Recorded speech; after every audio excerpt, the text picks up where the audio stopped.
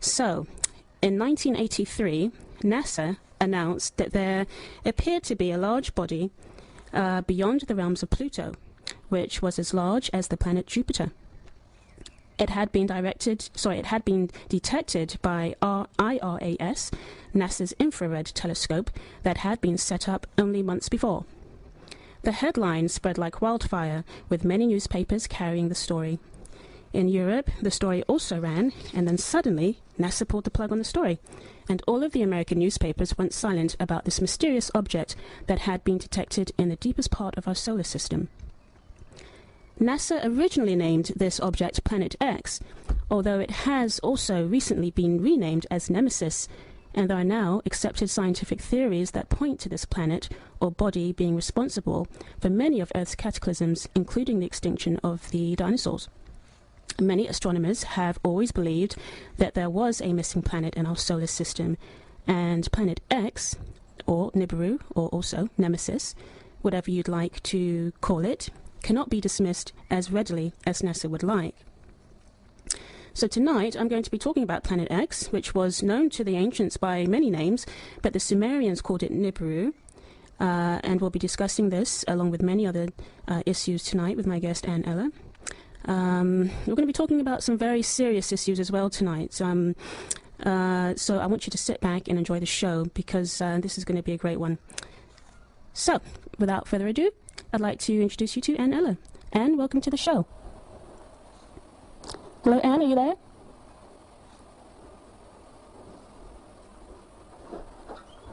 Anne, can you hear me?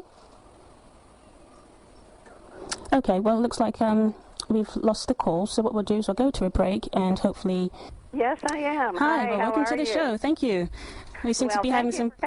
Yeah, well, I'm really excited about having you tonight. We've obviously been exchanging quite a few emails, but this is our first time really talking on the phone with each other, so I'm very excited about that. So just, I mean, you might have missed some of the introduction.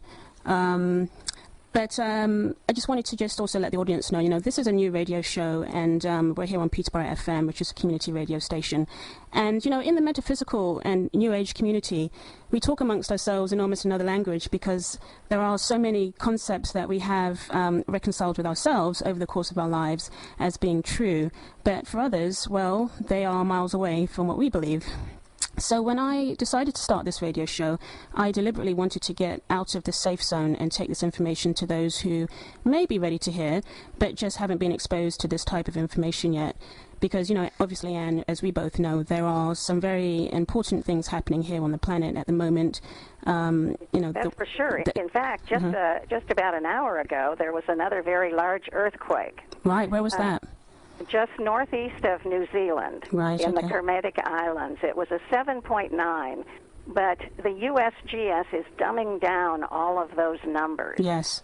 So we can assume that it was at least an 8.4. That's right. And I think I actually recalled with the Japanese earthquake, they did the same thing, didn't they? They said it was like an 8-point-something, and then finally they admitted it was about a 9-point or something, you know, yes, it was a bit higher than what they had originally said.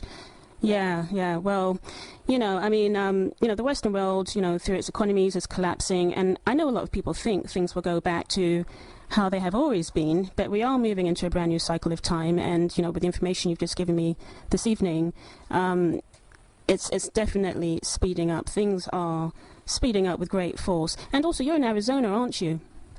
Pardon? You're in Arizona, aren't you? Yes, in Sedona, Arizona. In Sedona. And I heard about, you had, I think it was yesterday, did you have a big dust storm or something? Well, it's the monsoon season now, and we've been getting really heavy rains, and we had hail that was about the size of a $50. Right, so it was very abnormal, let's say. And we also had a very good UFO sighting the night of the 4th of July. Right. Over in Cottonwood.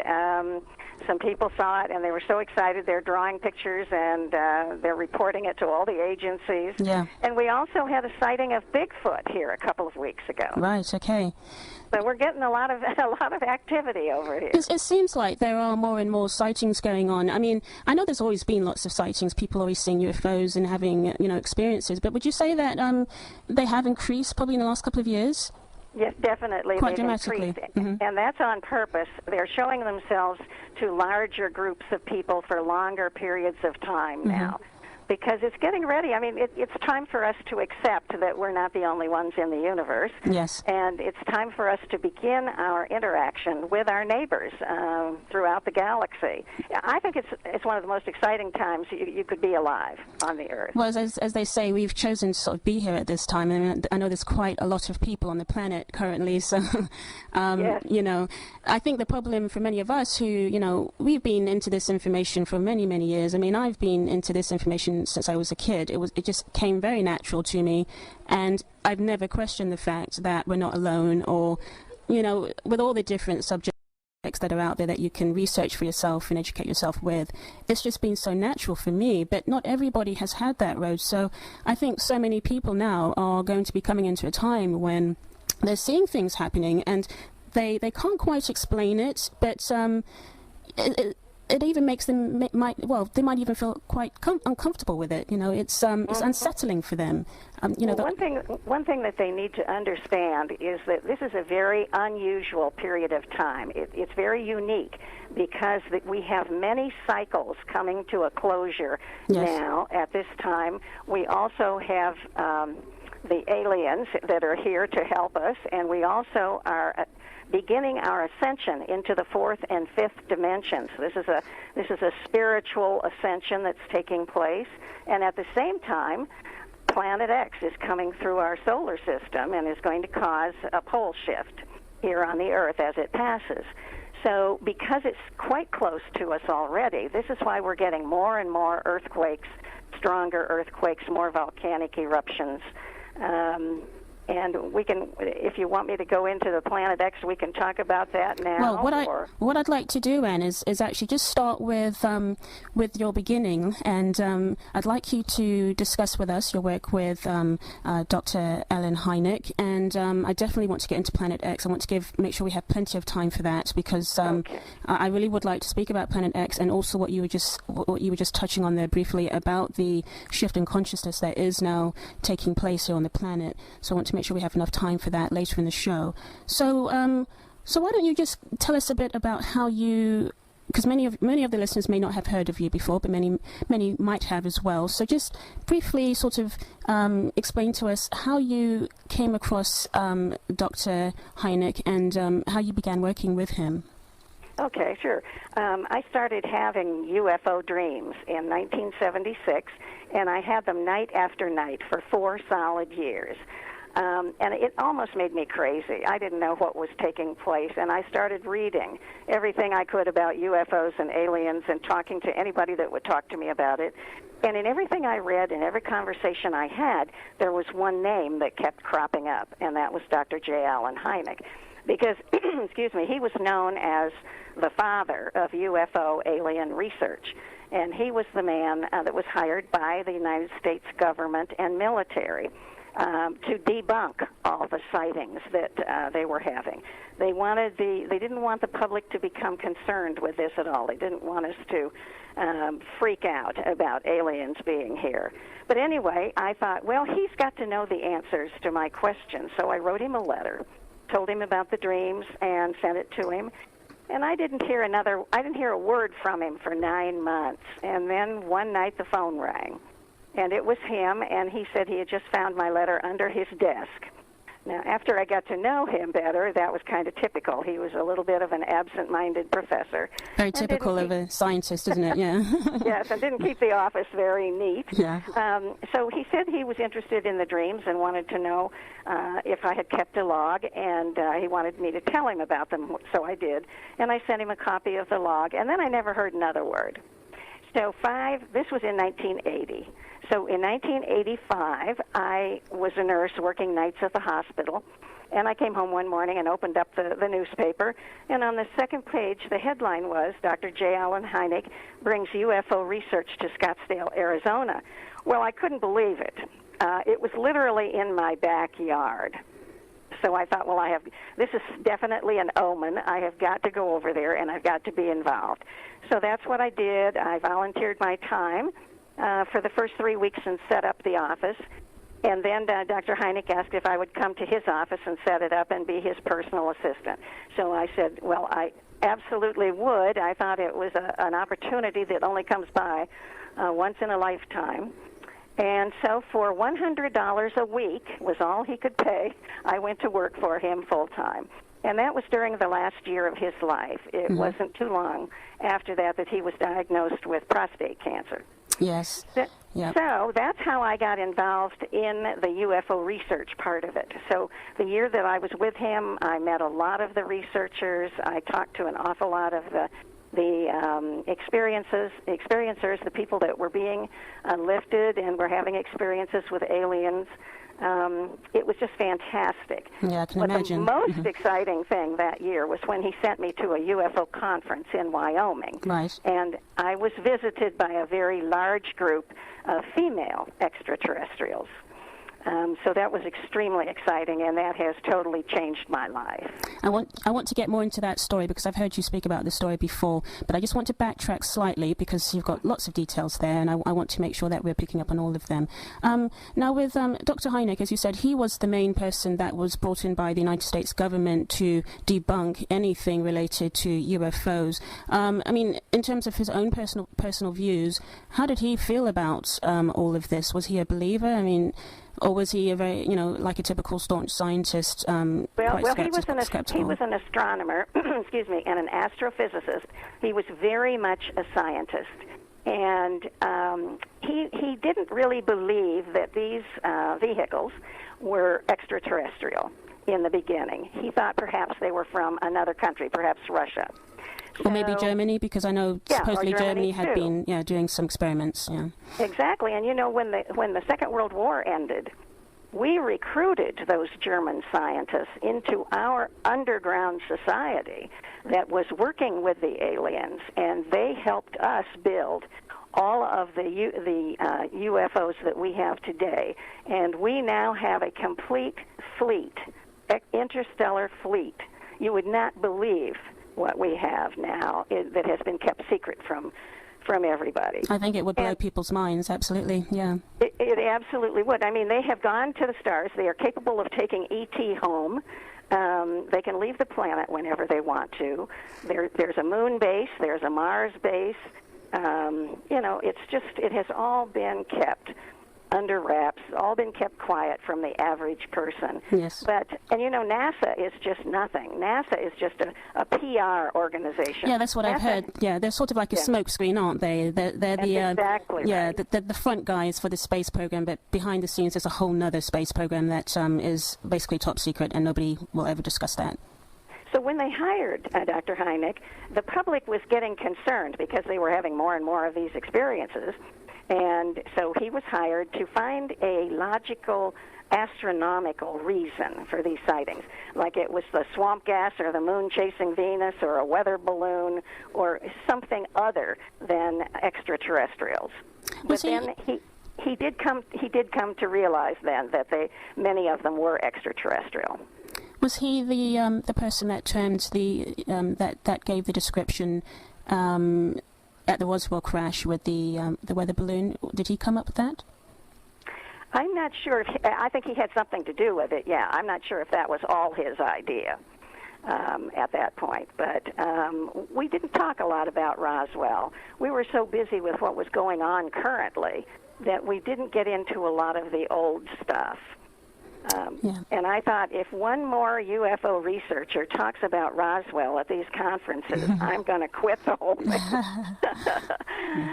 But no, that was a very important moment in the history of this whole UFO business because the craft did crash, and they did retrieve it, and they did retrieve a live alien at that time. Yes, yeah. Now, I wanted to also ask you about Dr. Hynek's connection with Steven Spielberg, because didn't he coin the term, first encounter, second encounter, third encounter, which, of course, Steven Spielberg's gone on to make Close Encounters of the Third Kind, and he's made that term very popular. Is that correct? Yes, Dr. Hynek did coin those terms, and he sold that term, Close Encounters of the Third Kind, to Spielberg for $1,000. Right. I saw the contract, and it says that Spielberg can use that term anywhere in the universe. Right. He was the scientific advisor to the movie, Dr. Hynek was, and he also had a bit part at the end of the movie. Oh, did he? I'll have to look. Yes. I've never noticed that. It's on my website. If you go on my website, you can click on the Close Encounters thing, and you can see where he is in that last scene. And he thoroughly enjoyed that. He just loved the whole Hollywood scene. Right. I mean, obviously with Dr. Hynek, he's done some amazing things, and as we were just saying, he sold the term to Steven Spielberg. Did he also sell the storyline to Spielberg? Because I always wondered where he might have got that from. Well, he was the scientific advisor. So what I think happened was Spielberg because Spielberg was connected to the aliens also. And I think Spielberg would come up with a scenario, and then he would run it by Hynek, and Hynek would either say yes, no, maybe, or maybe you could change it to this, that, or the other. So the themes in Close Encounter, we were transferring some of our military personnel to the ship to go to another planet. That, for a long time, that has been talked about under the guise of Serpo. Serpo was the name of that, what do I want to say, that clandestine movement. Yeah. And I do believe that we did that. I believe that we did exchange in the past. Right, yes. Now, also, there's also lots of information out there about the United States. I mean, everybody always uses the United States as sort of the example, but it didn't just happen in the United States. It's happened here in Great Britain and across Europe as well. But we'll use America as a case study. In terms of alien contact, there are enough people that have now come forward from the government, whistleblowers, if you may, who have stepped forward to say, that the United States government had contact with ETs and exchanged information. That was during the did it begin in the Eisenhower, during his time as president? Is that correct? Well, yes. What happened at the time of Eisenhower was that he met with the aliens and he signed a contract with them. And ever since then, they've been in cahoots, the aliens and the Americans. And it's all been underground. It's all been a part of this secret the secret civilization that they have developed. He met with two different groups. The first group were the Nordics. Those were the tall blondes. And what Eisenhower wanted was their technology. And they refused to share it with us because they said we weren't advanced enough to use it for the good of mankind, that we would destroy ourselves.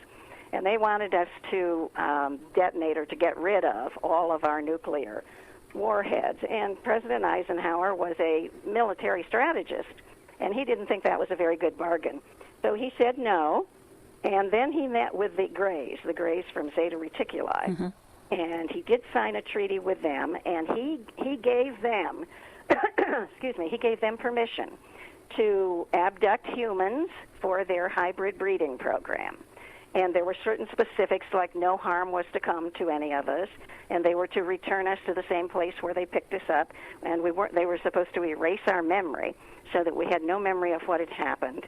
And then on a regular basis, the aliens were supposed to furnish MJ-12, which was this secret organization here in the United States, top secret. They were supposed to furnish them with a list of all the ones that they had abducted. So that's what happened, and that started the 60-some years that the United States and the aliens have been in cahoots. And God knows what they've developed. Yes, absolutely. It's all been underground, and it's all been secret, and they funded it mainly with drug money, heroin and cocaine, and they have a $2.5 trillion budget every year for this secret outfit. So it's been absolutely an eye-opener to find these things out. Yes. And this is what's so difficult for people to take on board, because, you just do not hear this, in mainstream dialogue. They're just they are not talking. Don't. And any time anyone of any substance does try to bring any of these subjects up, they're quickly dismissed. The individual is basically seen as a lunatic, and someone who's talking absolute nonsense. When the truth is, there are so many now military men coming forward talking about their experiences. I'll give you an example as well from our side here, Anne. I was watching the BBC Breakfast News last summer, and there was a gentleman on the show, on the breakfast show, and he had worked with our MOD, the Military of Defence here in the UK, and he was talking about the experiences that the British government have had with ETs and ET contact. And there are a certain number of files that, well, this was last year, but there were a certain amount of files that were being released into the mainstream, into the public, and basically he just sat there and said, we've had contact, they look just like us. And, some of us are now trying to get the information out. And the presenters were just looking at him, just spellbound. I mean, it was too much for them to take. I just love England because you've got all the crop circles over there. And that's been going on for centuries, hasn't it, the crop circles? It's not really new. Yes, and the aliens love it over there. Yeah. And then there was the big Bentwaters case over there. I think that I think the aliens love the British too, because you do have a lot of activity over there. You do, yeah. And there are underground bases even in England that people don't know about. We've got them in Dulce, New Mexico. We've got Area 51 in Nevada, and we've also got them in Australia. That's Pine Gap, isn't it? Pine Gap, yes. I've heard that that's a retreat. Is that true? Yes, R&R retreat, I think R&R, it is. yes. Where That's they what can Bob go Dean and says. have a vacation, right? It's so funny. So we've touched on briefly on the work of Dr. Hynek, and it must have been an amazing time for you. You must have seen so many files, so much information coming through your fingertips, and so many different characters as well. Let's just move along slightly. So now let's go into your experience that you had. There's one question I did want to ask you about before we move on, and that's the Majestic 12, because I believe you came across some information about them, didn't you, while you were working in his office? Yes, I did. I saw a list of the names of MJ12 in the files, and it's just amazing. There were so many of them that were top security people in the United States. These were the top military, top secret people. And, one thing we have to keep in mind is that above the President of the United States, there's about 27 levels of top secret. That's right, yes. So, the President doesn't know everything, and that was the whole Kennedy situation. He got wind of all of this alien stuff. So he demanded the files, and he was planning on bringing it to the attention of the general public, and that's why he was assassinated. Yes.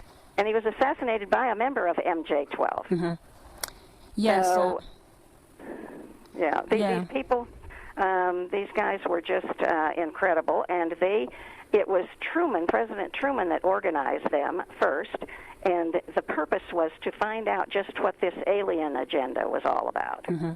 But then from then on, it just became more secret, and they just ran the whole show with the aliens then at that point. Yeah, and Dr. Hynek was moving in some very high circles, obviously. I mean, did you ever feel that he feared for his life? I mean, I know, have you ever heard of Professor James McCanney? He's a scientist. He currently does a show called The Science Hour, and I believe he's a former astronomer as well. And he talks about, how manipulated the scientific community is, and how they keep the highest level scientists quiet. They pay them off, they bribe them, they blackmail them, anything that you can think of they do. Do you feel, or do you know if Dr. Hynek had any of those kinds of experiences? Do you think he was afraid for his life at any time? He never told me of anything specifically, but I have the distinct feeling that he was very concerned for his life and the life of his family. And he knew that he had to toe the line or there were going to be consequences. So that's why he didn't speak out very much. Yes. He kept everything very close to his chest because he was there in the middle of all of it. He was the man, and I knew he was having alien experiences. Must have had, yes. I knew they wouldn't leave him alone because he was the guy. And I kept after him and kept saying, come on, tell me what's happening. Tell me what you know. And he wouldn't. He just would not say it. So the last time I visited him, just before he died, he looked at me very intently, and he said, I want you to know I've had my own UFO experience. Okay, right, yes. So that was... so you let that one out just before you left. I felt that was his parting gift. Mm-hmm. Yeah. So, yeah, he was... there was a certain concern that he had, that he needed to toe the line. And this is what they've done with the astronauts, yes, the scientists, with anybody that knows anything.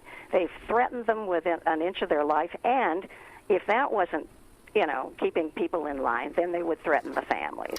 And usually when your loved ones are threatened, then you're willing to do anything. I mean, I can corroborate that. I have an uncle who was is a scientist still, but he's no longer practicing in the scientific community. But he was recruited from this country to work abroad in America at Monsanto. And he worked in top secret, he basically worked within a top secret type program, and he never spoke about what he was doing. And only recently he's been coming out with things to the family about what he actually did, and we're finding out that he's one of the forerunners of stem cell research. And for all these years, he's kept it quiet. He's kept it quiet. Yeah, and that's what I always remember that growing up. My mother saying he can't speak about his work. We're not allowed to ask him any questions. And usually it comes out when they know they're going to die. Then they'll tell it all. And this is what Ben Rich did. He was the CEO of Lockheed and Lockheed Skunk Works, and he was the one that said, we have a complete interstellar fleet. There are only two kinds of UFOs, the kind that the aliens make and the kind that we make. Yes, yeah. And so a lot of it. And then he also, one of his engineers also came forward and talked about the handheld scanner that they have that was alien technology, and you could you scan the body with it, and you could diagnose the disease, you could treat it, and you could cure it. Mm-hmm. We've had a cure for cancer for so many years. Well, I have my own opinions about cancer as well, because it always seems like so many high-profile people get it at inconvenient times. I mean, Dr. Hynek died from cancer, didn't he? Yes, he did. Yeah, he was summoned over to Edwards Air Force Base shortly after I went to work for him, and it was a secret mission. He didn't speak about it at all. Mm-hmm. He was there for the weekend and came back, and it was shortly after that he was diagnosed with prostate cancer, and all of us there in the office had a suspicion that it might have been induced. But they have ways of knocking people off. No, I absolutely believe it. Yes, yeah. And making it look very natural. I mean, because I'm not sure if you're aware of Rene Rousseau. He was a film director, and he had produced a movie called From Fascism to Freedom, and it was circulated on the internet, and it was free. And I think within a year of that movie coming out, he was dead with cancer. Yep. So, Do you know Dr. Stephen Greer? Yes. Yeah. Well, his partner in crime, the woman that did a lot of research with him from Colorado, was given breast cancer, and she died of it. Yeah. They gave him melanoma, but he was a doctor, and he caught it in time. Right. So, yeah. They don't rest. No, never stops. So we've covered Dr. Alan Hynek, who's an absolutely fascinating character. We could probably speak about him all evening, but I do want to move along because I really want to make some time for our discussion about Planet X, and also about this new shift in consciousness that's coming as well. I wanted you to just go through that story you were about to say before I moved you along about the ETs that visited you, the female energy that came to you. Yes, well, I went to this conference for Dr. Hynek in Wyoming, and I was there for 4 days, and strange and psychic and unusual things were happening throughout the 4 days. But there was a ranch outside the town there of Laramie that had a history of having a lot of UFO sightings, and a story that the man, Pat McGuire, who owned the farm, was trying to drill for water, and he couldn't find water anyplace. He had brought in all kinds of companies and people to drill for it and couldn't find any water. And one day, a spacecraft landed on his property. The aliens got out, and they showed him where to drill for water. And he did, and he's had water ever since. So there's this story, and it's out there, and it's built over these ley lines. And there seems to be a window there for spacecraft to come through from another dimension. So at the conference, everybody was going out there and having experiences, and I said, well, I have to get out there. Well, to make a long story short, a couple that were helping to arrange the conference said, if you stay an extra day, we'll take you out to the ranch. So I did. We went out to the ranch, and just from the moment we stepped on the land, strange things began to happen. And finally, at one point, I was hit in the center of my forehead at the third eye with this beam of light and energy, and the energy became so intense. The light, when it first started, was pink, but then it became extremely white, just a bright, bright white, and it felt as though somebody was jamming a steel rod down the back of my neck and out my tailbone, down my spine. I was cramping. The pain was absolutely excruciating, and I was literally being forced to the ground. Right. And I finally, when it was over, this white light just exploded inside my head like the 4th of July sparklers. And I ended up in a heap on the ground. And I had a terrible cramp in my leg and didn't think I could get up. Well, this couple was out there with me, but they had been doing something else, and they came running over and said, are you all right? And I looked up at them, and Connie said, my God, look at her eyes. And I have usually very blue eyes, but at that point they were bleached pure white. So I had two thoughts in my mind during that experience. One was, I'm going somewhere. I felt as though I was being lifted up off the ground, and I felt that Doug and Connie were way down there somewhere. And the second thought was, we're changing souls. And I thought, well, this is very strange. Anyway, it ends up that there's a huge lightning storm, a huge thunder and lightning and rain. We got about 25 feet and ran out of gas trying to get back to town. So there were three women in the truck that were left there for a while the guy that drove it went to get gas. And it was during that time that I was given 5 symbols. It wasn't until I got back to Phoenix that Dr. Hynek figured out that we had had about 2 hours of missing time at that point. But then we eventually got back to town and into the dormitory room where I was staying, and there were the 3 of us, Doug, Connie, and myself. We had the feeling that the experience of the night was not finished, so they had decided that they would stay there. And we were just sitting around talking and having coffee, and all of a sudden, Connie's face began to change. It began to morph right there in front of us, and all of a sudden, there was this beautiful alien female being sitting right there in her place. It's amazing. And these eyes were incredible. They're about 3 times the size of ours, and they're perfectly round, and they're beautiful, and the love that just exudes from them, it's indescribable. You have to experience it. Well, this went on for about 3 hours, and one after another came in, and we talked and we asked questions, and then they said, we will yield now to a higher power. Well, the higher power came in, and she was very, very ancient. And I just absolutely loved her. I wanted to stay with her forever. I asked her what had happened to me out on the ranch, and she said, in your language, you would call it an initiation. Right. She said, you've been given higher powers or greater powers, and you will now be receiving direct communication. Well, I was just dumbfounded. Now, the tears were just streaming down my cheeks. It was such an incredible experience. And just about that time, the sun started to come up. It was 6 a.m. This had been going on since 3 a.m. in the morning, and the room at one point felt like it was just filled, just crowded with these beautiful beings. They were very regal, and they were very curious, and they each had some kind of an ornament on their head. It was just fascinating. Well, anyway, I talked to Connie, and she said that it took 3 weeks for her cheekbones to feel like they were back in the same place where they were supposed to be. Right. She actually morphed into those beings. It's amazing, it really is, yeah. So, yeah, and they're very loving, very benign. They're interdimensional and extraterrestrial. They're still in touch with me. They guide me. They see to it that I get the information I need.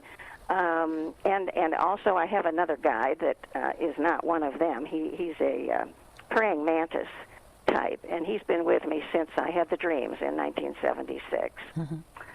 And he was the one that told me to read the book by Zecharia Sitchin. Yes, let's get on to Planet X, because I'm aware of the time, and I really want to get into that. Yes, so let's get into that. So you read Sitchin's work. Obviously, for those that don't know about Sitchin, he is one of the few people that could actually read the Sumerian text, and he wrote a series of books, didn't he, about,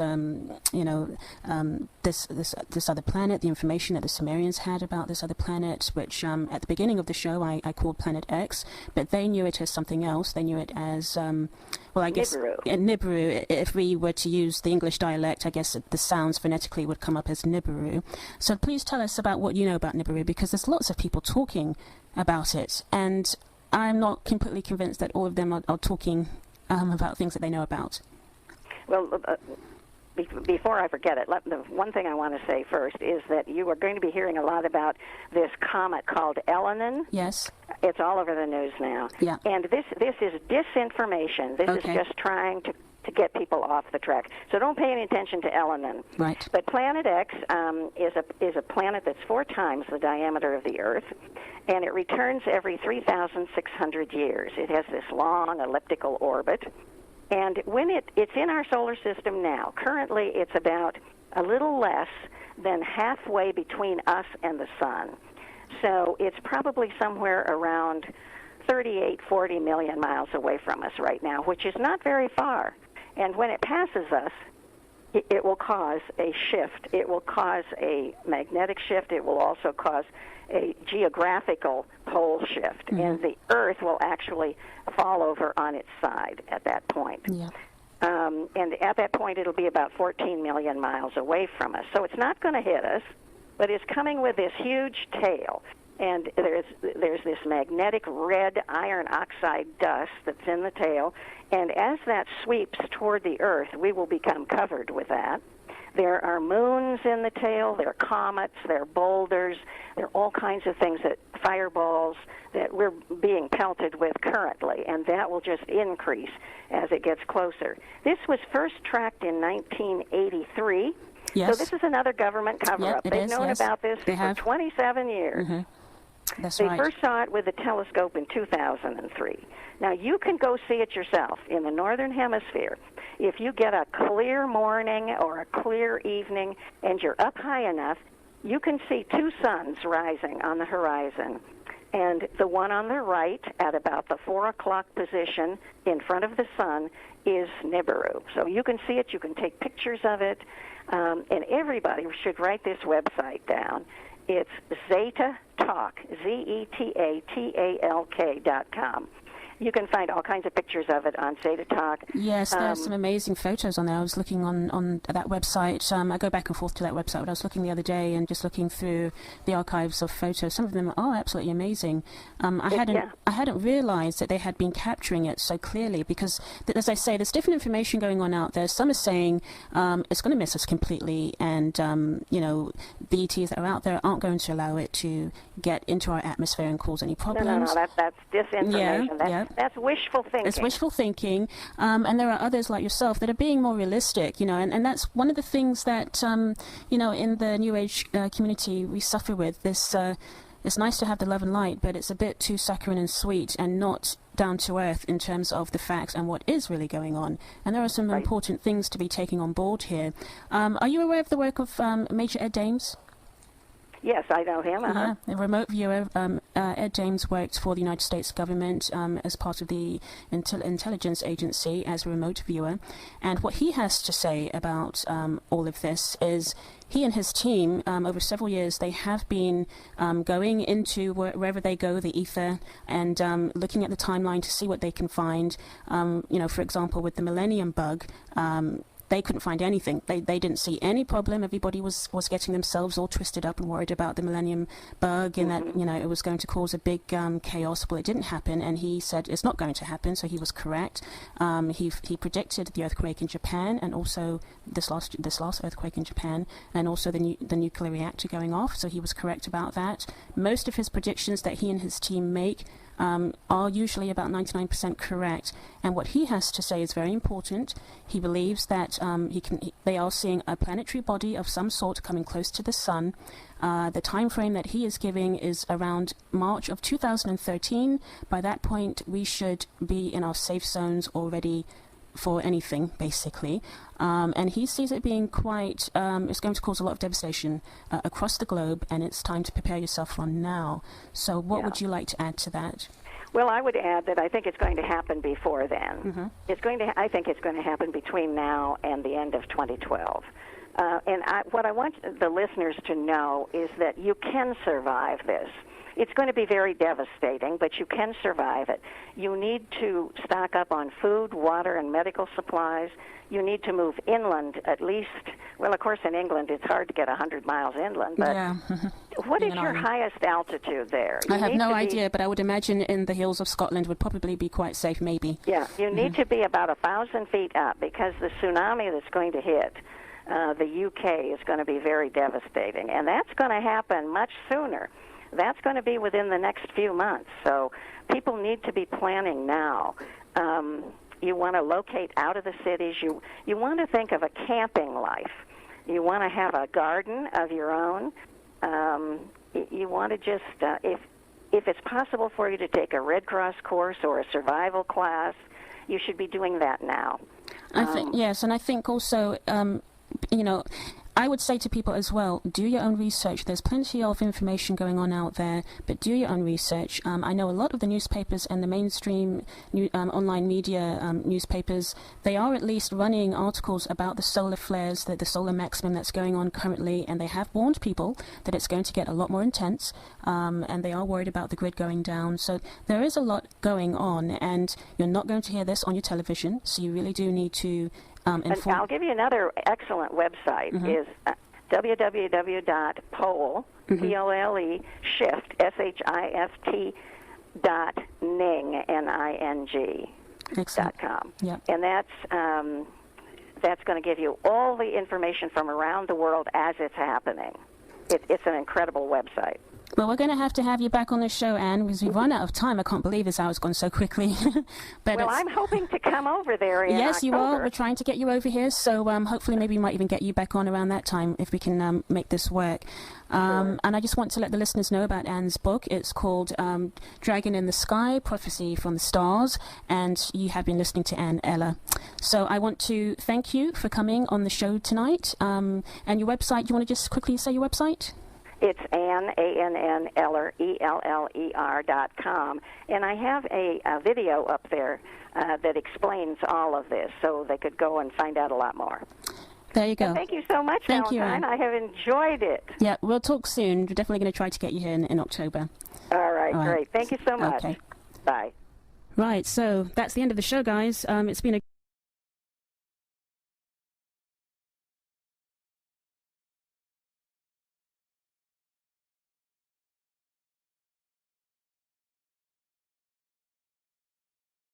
So, in 1983, NASA announced that there appeared to be a large body beyond the realms of Pluto, which was as large as the planet Jupiter. It had been detected by IRAS, NASA's infrared telescope that had been set up only months before. The headline spread like wildfire, with many newspapers carrying the story. In Europe, the story also ran, and then suddenly, NASA pulled the plug on the story, and all of the American newspapers went silent about this mysterious object that had been detected in the deepest part of our solar system. NASA originally named this object Planet X, although it has also recently been renamed as Nemesis, and there are now accepted scientific theories that point to this planet or body being responsible for many of Earth's cataclysms, including the extinction of the dinosaurs. Many astronomers have always believed that there was a missing planet in our solar system, And Planet X, or Nibiru, or also Nemesis, whatever you'd like to call it, cannot be dismissed as readily as NASA would like. So tonight I'm going to be talking about Planet X, which was known to the ancients by many names, but the Sumerians called it Nibiru. And we'll be discussing this along with many other issues tonight with my guest Anne Eller. We're going to be talking about some very serious issues as well tonight. So I want you to sit back and enjoy the show, because this is going to be a great one. So, without further ado, I'd like to introduce you to Anne Eller. Anne, welcome to the show. Hello, Anne, are you there?